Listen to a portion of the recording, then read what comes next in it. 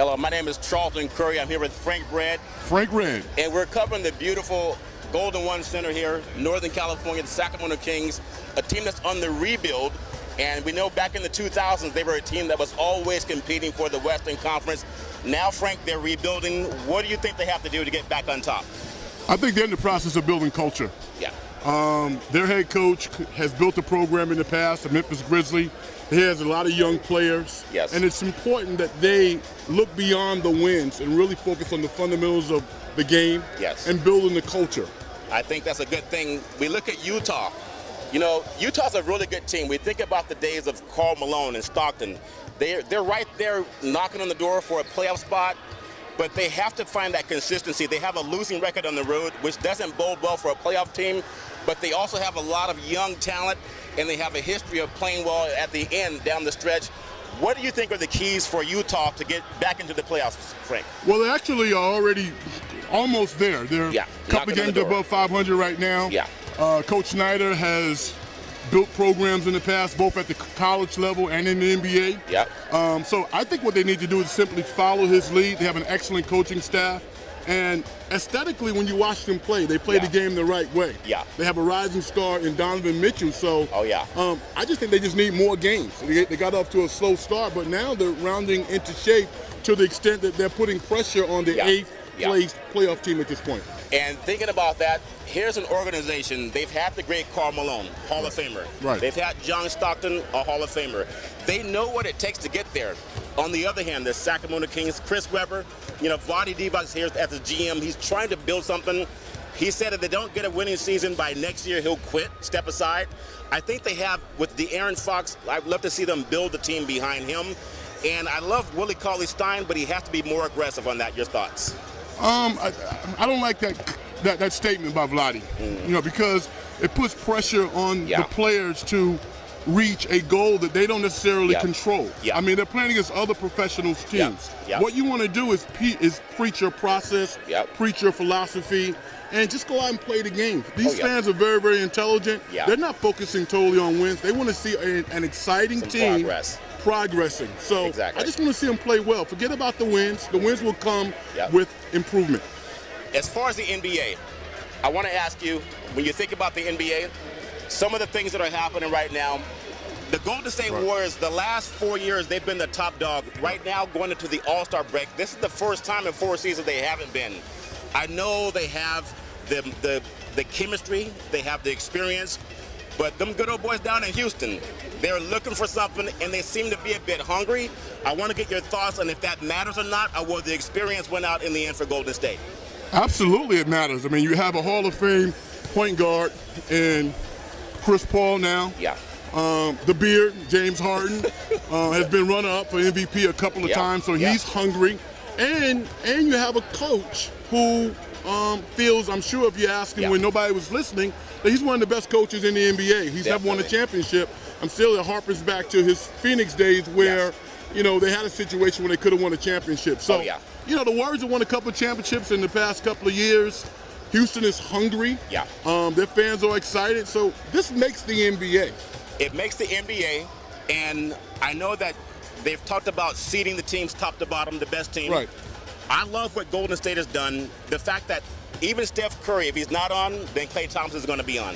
If Steph Curry's not hitting the ball, we know Thompson's there. Of course, Durant is a stud. I think Durant's actually the better player. But Curry, because he doesn't have the ego, he can welcome that in. And I think that's good for Golden State. I think their loose ball cannon is Draymond Green, and I know they need that attitude. But when it gets down to one possession, you can't have technicals if you're going to win championships. And I think they have to cure that more than worrying about who's going to be the hot guy. Your thoughts on that? I think Draymond Green is an interesting person, beyond an interesting basketball player. And he's learning every day. If I had a team, I would want him on my team. At the same time, I don't look at him and say he's a finished product. He's a guy that still needs to be coached, and he needs to be modeled. And I have confidence in him. You're absolutely right.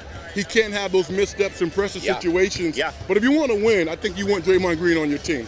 Outside of Draymond Green, I love the fact that Golden State has Durant, who has no ego whatsoever. Here's a guy that can hit 30 points on you any given night. the days of Wilt Chamberlain are gone. No one's going to average 50. But if he were the guy that they gave the ball to a lot, like they did for Kobe Bryant down for the Lakers, I'm sure he could get to there because he's such a great shooter. Is he a liability at all when it comes to defense because he doesn't have the size to battle some of the bigger guys? Does that make sense? Absolutely not. I mean, he actually, I think, will be one of the few players who are in contention for Defensive Player of the Year. Oh, really? He's improved his blocks per game. Yeah. He anticipates well on the wing.